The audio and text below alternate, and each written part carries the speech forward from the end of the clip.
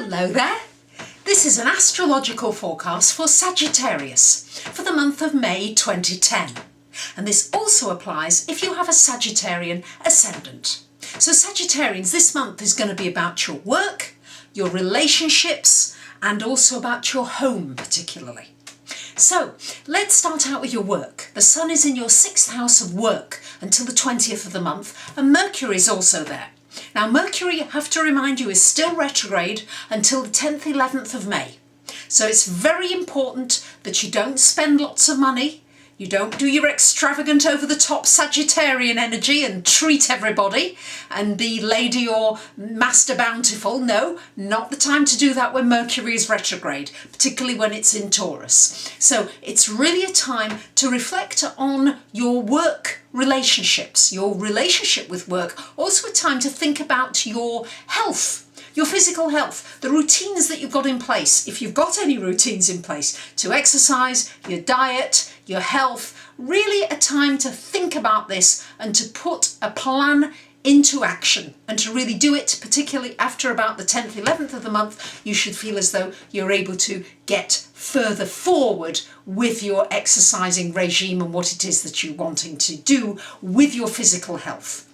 But certainly a time to be thinking about it. We've also got the Sun in that house until the 20th, so it's shining a light on you physically. For those of you that need some healing or need some help with your nervous system or whatever, it's a great time to find somebody, a professional who may be able to help you, for those of you that have been looking for a while. It's also a good time to forward your work area. It's shining a light, so the people you meet really should be helping you and enable you to feel stronger in your work area.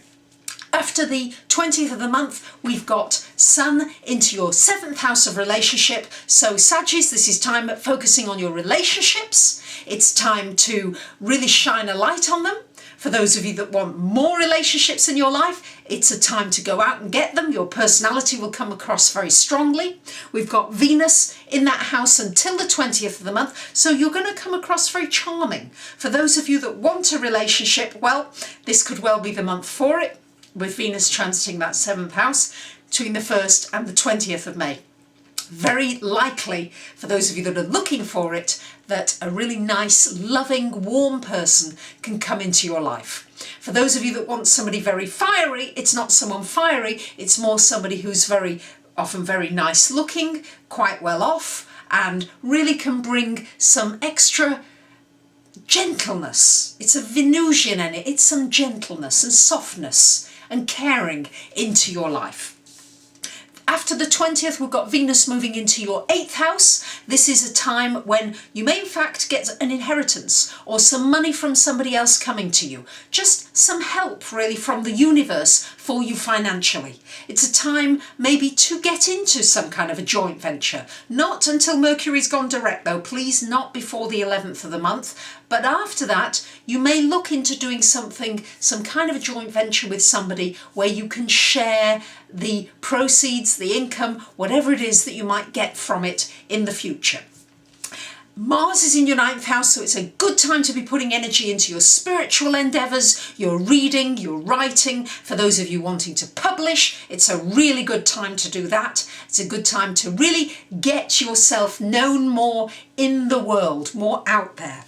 Pluto's still in the 2nd house of finances, so many of you are experiencing huge changes in your values. You're really having to assess what's important to you now and look at it carefully and start to live your life according to your values. And to be really honest about that, but many of you have got a lot of turbulence in your finances. Some of you are too much in debt and you really need to reduce your debt levels. That's very important for you, Sagittarius. And we've got Neptune going retrograde at the end of the month, and it's in your 3rd house. So many of you may find that it's important for you to start to trust your intuition more rather than your logic in ways that you might market yourself, in ways that you may get your word out into the world, in ways that you might network. You might do it in a more gentle way, in a more intuitive way.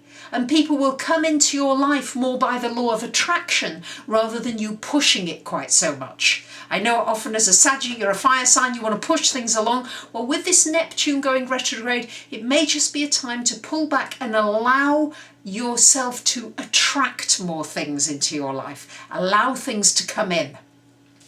And finally, we've got Jupiter conjunct Uranus in your 4th house around the 28th to the end of the month. And this could mean a sudden change in your living situation. Somebody new coming to live with you, a sudden change of living, sudden trip, a sudden move of country. A sudden change in your living home situation can happen, but it also energizes your home situation, so it could become more exciting. You could find that you extend your family in some way. Maybe a friend becomes like a family member, but there's certainly some new exciting developments happening there, and expect some changes. Saggies, you don't mind that so much. For those of you that are not too security conscious, this could be quite an exciting time for you. I'm offering something new, which is for $25. You can ask me one question and I will respond by email. So if you are interested, please take a look at my website. I also offer in-depth readings, relationship readings, financial readings. So please don't hesitate to get in touch with me if you'd like to know more, if you'd like to book a reading. Thank you very much for listening, and I wish you a great month. Bye for now.